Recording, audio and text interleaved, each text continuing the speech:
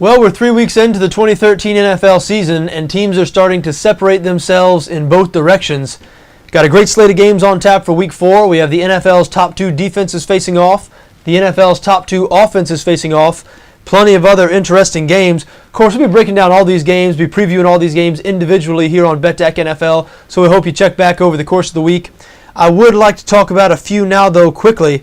Starting with the Thursday night game, the San Francisco 49ers going on the road to face the St. Louis Rams. San Francisco a 3.5-point favorite on BETDAQ. This a very interesting game because both these teams right now have to be considered disappointments sitting at 1-2.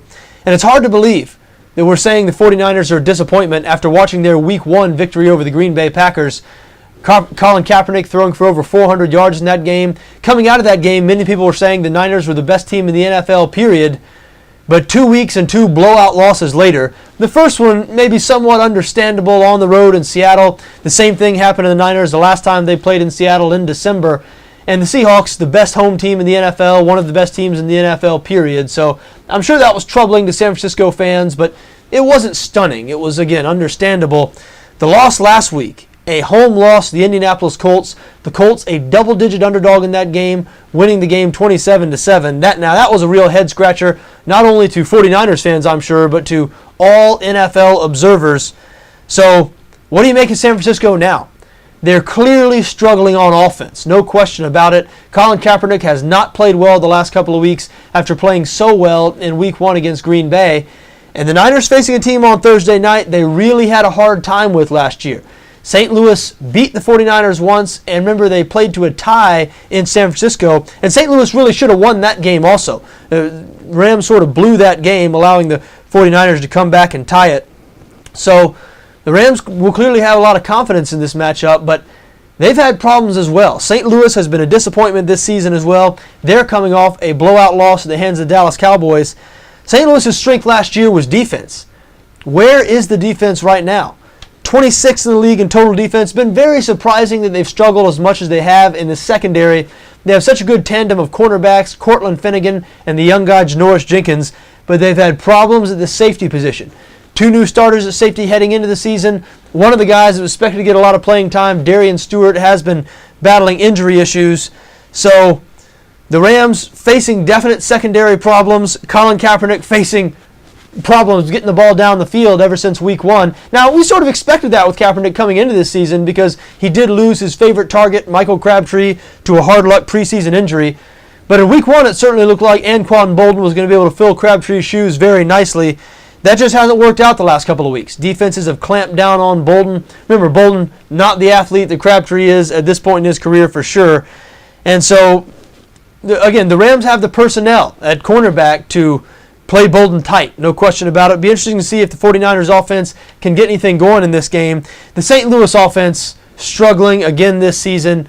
All last season, this was a below-average offense. It's really what held the Rams back.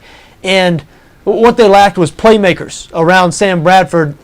And maybe they lacked a quarterback. I mean, I'm not saying Sam Bradford is the answer. We've made excuses for Sam Bradford ever since he came in the league, that he's had a lack of weapons around him, and he has. I think that's been a valid excuse. But it's not like Bradford's lit the world on fire either. At some point, those excuses have to come to an end. A guy like Andrew Luck, he came into a situation in Indianapolis. A lot of people were saying the same thing. They were saying Reggie Wayne was over the hill, didn't have much left, and who did the Colts have at wide receiver aside from Reggie Wayne? Andrew Luck made that situation work pretty well. Sam Bradford has not made this situation work nearly as well in St. Louis. But, the Rams, they tried to freshen up his receiving core in the offseason. Of course, drafting young Tavon Austin from West Virginia. More importantly, maybe signing Jared Cook to an offseason free agent contract. Cook, of course, the tight end who is basically a wide receiver, utilized like a wide receiver in the Rams offense. Cook had a breakout huge game in Week 1, has been quiet ever since. The Rams offense looks just about like they looked last season, which is just not good enough. We know the 49ers, one of the NFL's best defenses, even though San Francisco has taken a step back in the secondary, losing Deshaun Goldson. Goldson, of course, went to play for the Tampa Bay Bucks. What do you expect when you replace him with a rookie, Eric Reed? And Reed has been a little banged up here in this early season. So going to be a very interesting game on Thursday night. Not one of my favorite games of the week. Actually, when I saw the line come out, I thought people were going to jump on San Francisco. San Francisco, a 3.5-point favorite. That's what they opened at on BETDAQ and all throughout Las Vegas. And I thought, people, so much belief in the 49ers coming into the season, and they're going to think they're going to be so motivated to play well here. They're going to back them against a team like the Rams. To my surprise, in Las Vegas, this line has moved in the other direction. It's now sitting at San Francisco -3 most places in Vegas. Again, it is San Francisco -3.5 on BETDAQ, so going to be a very interesting game, no question about it. Another game that a lot of people are going to be keeping an eye on this week, if for no other reason, but the location, is the Pittsburgh Steelers-Minnesota Viking game, the first of this season's games in London, England. Now, both these teams are winless. Londoners did not luck out this year in terms of the teams they're going to see, because these two teams are winless. Then they're going to see the 49ers play the Jacksonville Jaguars. The Jaguars might be the worst team in the history of the NFL this season, and as we said, the 49ers off to a disappointing start. So, not the greatest product being sent overseas this year, but still should be a competitive game here this week with the Steelers and the Vikings. Now, the line hasn't yet been released on BETDAQ with good reason. Christian Ponder questionable for this game with a rib injury. Places in Vegas have released the line for the game. Most places going with Pittsburgh as a 1-point favorite. So whatever it's going to be on BETDAQ, it's going to be right around pick. It's not going to be outside of 3 points from pick in one direction or the other. This is a game you really want to keep an eye on the Ponder rib issue, and I'm not sure which way you want to take that, depending on whether Ponder plays or not. I'm not a Christian Ponder believer, and obviously I'm not alone. I mean, this guy is the clear weak spot on this offense. I don't want to say on the team, because the secondary has issues as well. Ponder isn't the only problem on the team, but he's the clear weak spot on the offense. They're giving him a chance. They're giving him every chance because, similar to a situation like Tennessee with Jake Locker, this regime drafted Ponder. It wasn't in the top 10, but it was 12th overall in the case of Ponder. And so they don't want to be wrong here. Rick Spielman doesn't want to look wrong in this situation. He believes in Ponder, obviously, wouldn't have drafted him there, and if he didn't. And Ponder has showed some flashes, so they're giving him a fair chance. Again, much like the Titans are with Jake Locker, much like the Jaguars are with Blaine Gabbert, even though that regime is no longer in place that drafted Blaine Gabbert. Ponder just not getting the job done. He's just not. And in Tennessee, I felt like they had the better quarterback. They had a better quarterback on their roster over the last couple of seasons in Matt Hasselbeck, and Hasselbeck validated that when he was on the field. Now, the Vikings did not have that. They had Joe Webb last season, and I was wrong. When Ponder was injured there at the end of the regular season, and Webb was thrust into a starting role in the playoffs when he hadn't played all year. Remember last year, Webb had to play the Green Bay Packers in the wild card round of the playoffs, and did not fare well at all. Joe Webb, it was ugly. As a matter of fact, it was so ugly, the Vikings declared that was the last game he was playing at quarterback, and he changed positions again. Does Minnesota have that guy now? I know Matt Castle did not light the world on fire the last couple of years in Kansas City, but this guy won 11 games for the New England Patriots once upon a time.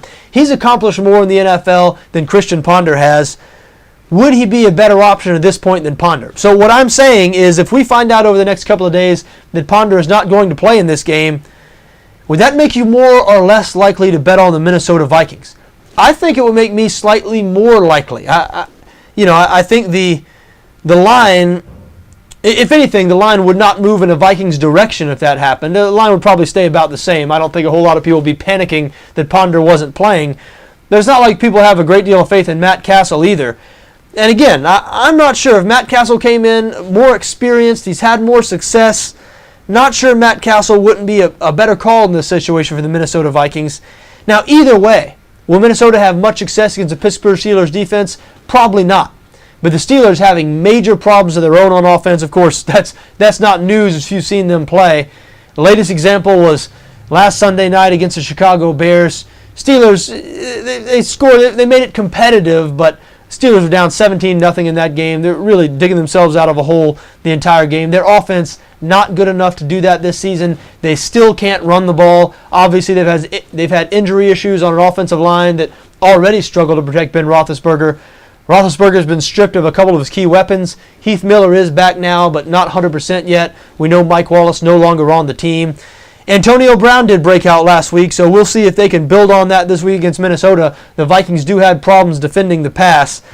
But these teams, Both teams have serious issues. Minnesota was a playoff team last year. Pittsburgh, they didn't make the playoffs last year, but a perennial playoff team that many people expected to be good heading into this season. This could be sort of the rallying point for one of these teams. Whoever loses this game to fall 0-4, it's going to be real tough to dig out of an 0-4 hole. So very interesting game in London. Again, no line yet on BETDAQ, but keep an eye over the course of the week for the BETDAQ market to appear and for the corresponding decision on whether Ponder is going to play in the game or not. Next game I want to talk about the top two defenses in the NFL facing off. The Seattle Seahawks going on the road to face the Houston Texans. Seattle a 3-point road favorite on BETDAQ. This is another one of those interesting games. We wrote an article here a little earlier on BETDAQ about possible buy low teams this week. Teams the public opinion is a little low on right now. It might be a good opportunity to jump on those teams this week. One of the teams I mentioned was the Houston Texans. The Texans struggled towards the end of last season. In December, they did not play well, stumbled towards the end of the year. They ended up blowing a chance at home field in the playoffs, blew a chance at a first-round bye. They did win a playoff game, but they were blown out on the road in New England in their second playoff game. I was trying to use a word other than blow because I use it twice in a row, but sometimes when you get going here for 10 or 12 minutes, that's just what happens. You start struggling at some point, but don't worry, I'll rally back and get my second win here. But the Texans right now, after losing last week, the first two games, they played teams who were supposed to be bad heading into this season, and they dramatic come-from-behind wins, did not cover either one of those games. But the Texans blown out last week by the Baltimore Ravens. So a lot of people jumping ship on this team right now. And the Seattle Seahawks, as hot as any team in the NFL right now outside of the Denver Broncos. And so people see the Seahawks coming in on the road here as only 3-point favorites. A lot of people jumping on Seattle already in this game. Not so fast. This could be a good spot for the Houston Texans. Remember, the Seattle Seahawks not nearly as good on the road as they are at home. Including the playoffs last season, the Seahawks were 3-6 on the road, 3-5 in the regular season, and they lost their only road game in the playoffs. They were undefeated at home, 9-0 if you include the playoffs. This season, Seattle's only road game was an ugly 12-7 win over Carolina in Week 1. The Houston Texans, much better than the Carolina Panthers, and the Texans, one of the best home teams in the NFL. As a matter of fact, this is the first time in 12 home games that the Texans have been a home underdog. I think the Texans rally around each other here. They know that after their performance last week, a lot of the outside world is jumping ship. They're taking a lot of criticism there in the local Houston media. They have a chance now to play one of the teams that's viewed as one of the NFL's best teams right now. I think they are one of the NFL's best teams, the Seattle Seahawks. But the Seahawks, they don't have an explosive offense. And Houston, we mentioned, these are the top two defenses in the NFL. The Texans, second in the NFL in yards per game allowed right now. We saw Seattle go on the road against a tough defense in Week 1 in Carolina. Carolina not near as tough as this Houston defense. And Seattle struggled to get anything going offensively. We saw that same pattern last year when they were away from home. I think this might be a good spot for a Houston Texans play here as a 3-point underdog. I know it's early in the week. We'll look at this as the week progresses. But watch out for the Houston Texans this week as home underdogs against the Seattle Seahawks. Now, we mentioned those are the top two defenses in the league. And we mentioned earlier the top two offenses also facing off. That will be happening in Denver when the Denver Broncos host the Philadelphia Eagles. This should be a really exciting game.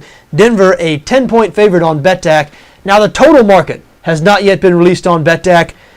Places in Vegas have been releasing this total as high as 58 or 59. I mean, that is a college football total. You do not often see NFL totals up in that neighborhood. But it's because, again, the two best offenses in the NFL here, and one of these teams, Philadelphia, has a really bad defense. Now, Denver has had some issues on defense this year as well, especially when compared to what they were last season on defense. They were great, a top 5 unit. They were actually top 5 in every major statistical category. But this season, with the Von Miller suspension, with the Champ Bailey injury, Denver has had some problems. They're not near as bad as Philadelphia, though. The Eagles, we thought coming into the season, the Eagles were not going to have a good defense.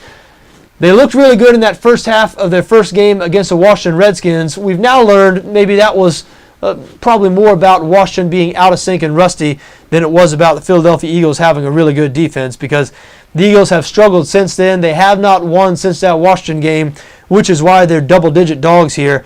tell you the truth, when I first saw this spread, I was taken a little aback. Seems like a lot of points to be given the Philadelphia Eagles. I mean, the offense has shown, even in their losses, they've shown they can do some things. This Chip Kelly offense is for real. Now, hey, after watching them in the first half against Washington in the first game, when they, 52 plays and 330 some odd yards of offense, and everybody was on Twitter saying we're watching, a revolution before our eyes and things like this, and this is the latest and greatest in the NFL. No doubt that enthusiasm has been dampened a little bit. It's been brought back down to earth. Listen, the Philadelphia Eagles did not play that well on offense last week against the Kansas City Chiefs. I know Chip Kelly always says time of possession is the most overrated stat there is, but hey, you can't ignore the fact that the Chiefs controlled that game. They controlled the ball. The Philadelphia offense not on the field that much. And Peyton Manning and this Denver offense will be able to do that if they want to. I mean, Denver can do whatever they want on offense right now. Manning, at the height of his powers, playing the best football he ever has.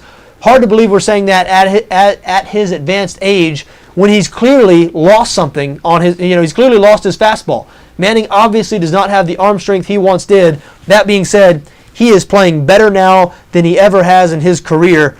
That game against Oakland last week, it was just surgical. And that wasn't even his best performance of the season. That was probably week 1 against the Baltimore Ravens. So this Denver offense can go slow, they can go fast, and I have a feeling they might attempt to keep Philadelphia off the field here a little bit, which is why when that total is released on BETDAQ, if it is up around 58 or 59 like we've seen it in Las Vegas, you might want to take a look at the under here. I'm not sure that because Denver is going to be able to do what they want on offense. Philadelphia, we've seen, they move at one speed, and that is full go, 100 miles an hour.